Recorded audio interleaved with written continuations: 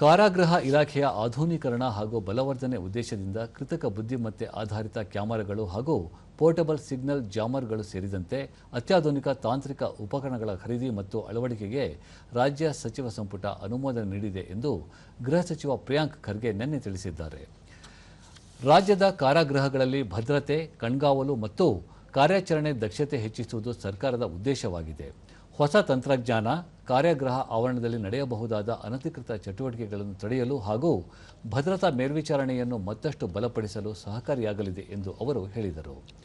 ಉತ್ತಮ ನಡವಳಿಕೆ ಆಧಾರದ ಮೇಲೆ ಜೀವಾವಧಿ ಶಿಕ್ಷೆ ಅನುಭವಿಸುತ್ತಿರುವ 28 ಕೈದಿಗಳನ್ನು ಅವಧಿಗೂ ಮುನ್ನ ಬಿಡುಗಡೆ ಮಾಡಲು ಸಚಿವ ಸಂಪುಟ ಅನುಮೋದನೆ ನೀಡಿದೆ. ಕೈದಿಗಳ ನಡವಳಿಕೆ, ಸೆರೆಮನೆಯಲ್ಲಿ ಅವರು ಕಳೆದಿರುವ ಅವಧಿ ಹಾಗೂ ಇನ್ನಿತರ ಅರ್ಹತಾ ಮಾನದಂಡಗಳನ್ನು ಪರಿಗಣಿಸಿ ಅವಧಿಗೂ ಮುನ್ನ ಬಿಡುಗಡೆ ಮಾಡಲು ಅನುಮೋದನೆ ನೀಡಲಾಗಿದೆ ಎಂದು ತಿಳಿಸಿದರು. ಅವೆಲ್ಲನೂ ಕೂಡ ಏನು ಯಾವ್ಯಾವ ಡಿವೈಸ್ಗಳು ಇರ್ಬೋದು ಅದನ್ನು ಪತ್ತೆ ಹಚ್ಚಲಿಕ್ಕೆ, ಡಿಟೆಕ್ಟ್ ಮಾಡಲಿಕ್ಕೆ ಮತ್ತು ಅದರ ಇಂಟೆಲಿಜೆನ್ಸನ್ನು ನಮ್ಮ ಅಧಿಕಾರಿಗಳಿಗೆ ಕೊಡಲಿಕ್ಕೆ ಒಂದು ವ್ಯವಸ್ಥೆಯನ್ನು ಪ್ರಾಯೋಗಿಕವಾಗಿ ಮಾಡ್ತಾ ಇದ್ದೀವಿ. ಸೊ ಇದು ಸಕ್ಸಸ್ ಆದರೆ we will ensure it is across all the prisons in Karnataka. ಬಹುತೇಕ ಪೊಲೀಸ್ ಸ್ಟೇಷನಲ್ಲಿ CCTV ಅಳವಡಿಸ್ಕೊಂಡಿದ್ದಾರೆ.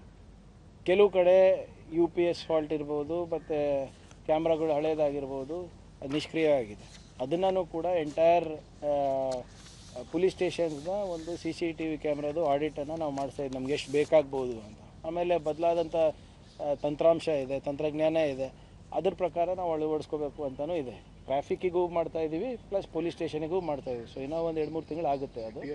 ಸೊ ಬೇಸಿಕ್ಲಿ ಕೆಲವು ನೀವು ಹೇಳ್ದಂಗೆ ನಮ್ಮವರು ಮಿಸ್ಚೀಫ್ ಮಾಡ್ತಾರೆ.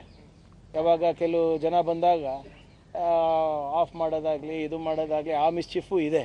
ಸೊ ಅವೆಲ್ಲನೂ ಆಗಲಾರ್ದಾಗೆ ನೋಡ್ಕೋಬೇಕು ಅಂತ ಕೋರ್ಟ್ ಅವರು ಕಡ್ಡಾಯವಾಗಿ ಮಾಡಲೇಬೇಕು ಅಂತ ಹೇಳಿದ್ದಾರೆ. ಅದನ್ನು ನಾವು ಪಾಲನೆ ಮಾಡ್ತೀವಿ.